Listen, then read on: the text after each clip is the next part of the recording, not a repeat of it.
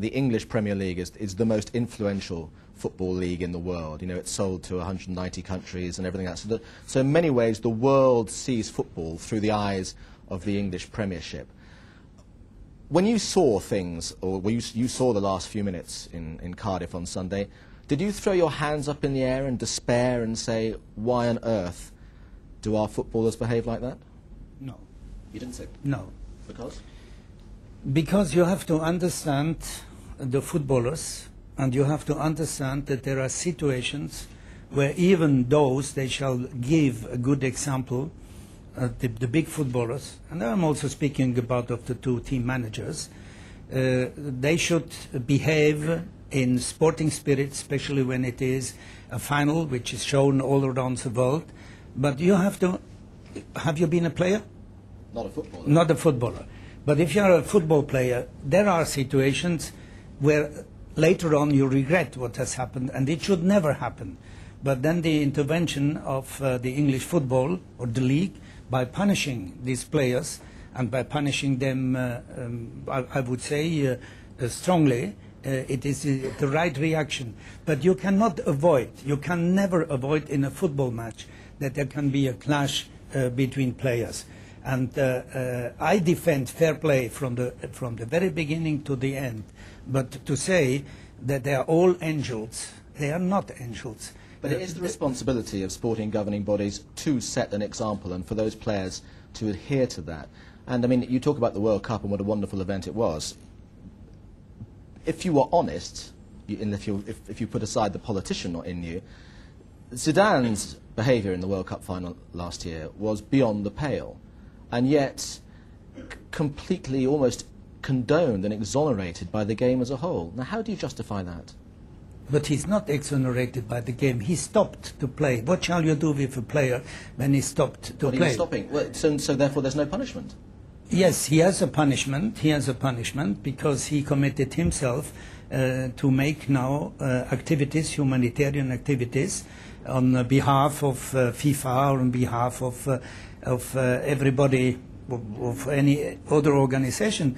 But listen, the behavior of a player, and in this case, naturally, Zidane, but ask Zidane.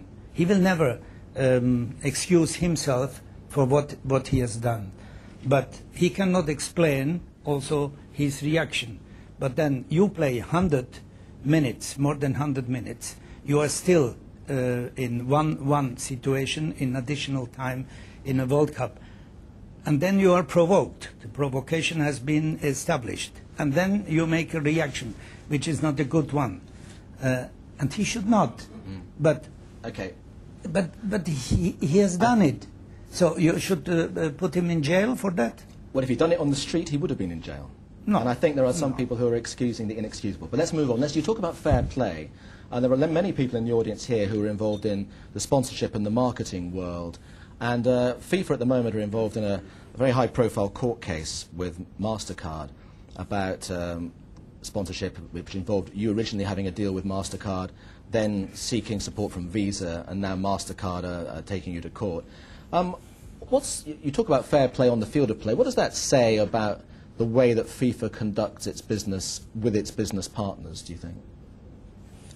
You cannot isolate one case when you have hundreds of contracts.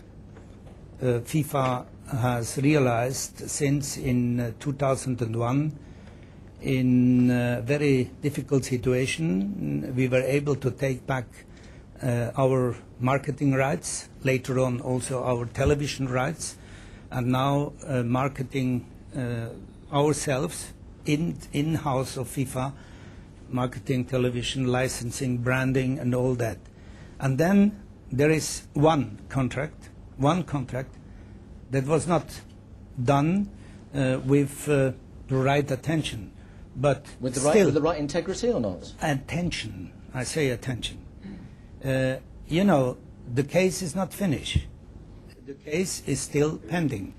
We have made an appeal to the decision of Judge Preska, and the appeal is now dealing in the higher court in New York. So let's wait what the court will say. You don't feel this whole incident might impact on future potential sponsors with FIFA and the World Game generally? I do not hope that it will have an impact. We have reacted towards all our partners. We have invited the partners of FIFA. We have had a discussion with those partners. They are in our tier number 1. We reduced the number of global sponsors in FIFA to 6 categories, and we are missing now 1 category. It's an important one. It is financial services. But what will be the outcome of the court case? Anyway, we will have to work with one of these 2 companies, but we will have lost 1 year. But if we lose 1 year, we can add this year to the duration of the contract.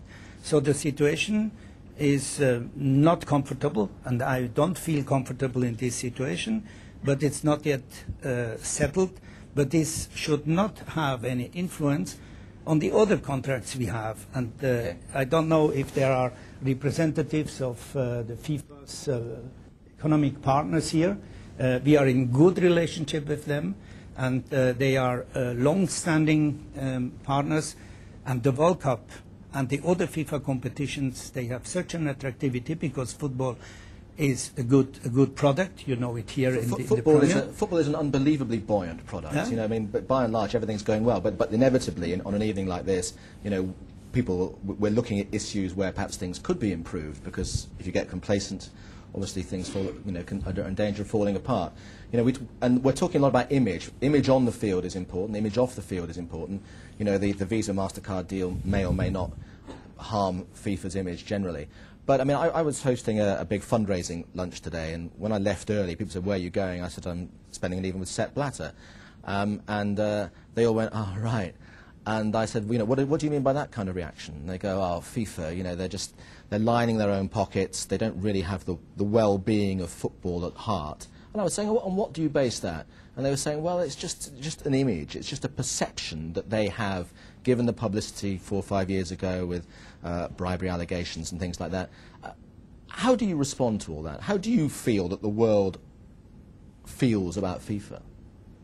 You know what, this is, when you say it is an image, and this image has been given by the media, developed by the media, in a situation where FIFA has been in financial difficulties in the years 98 to 2001. But if you look to nowadays, how we have managed, or I personally as the president, I have managed the crisis we have had with the bankruptcy of ISL, with the 9/11 when we lost our insurance coverage, and with the insolvency of Kirk, our partner in television.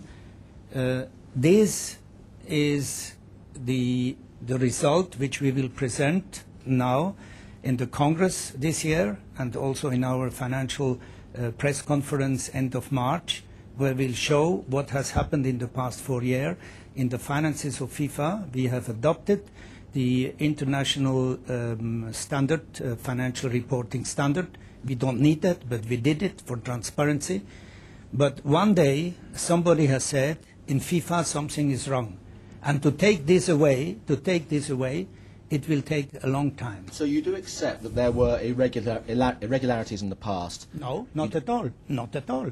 There were no irregularities in the finances of FIFA. These were allegations, and still going on allegations, which have never been proved, and which will never be proved even by courts, because it is not true.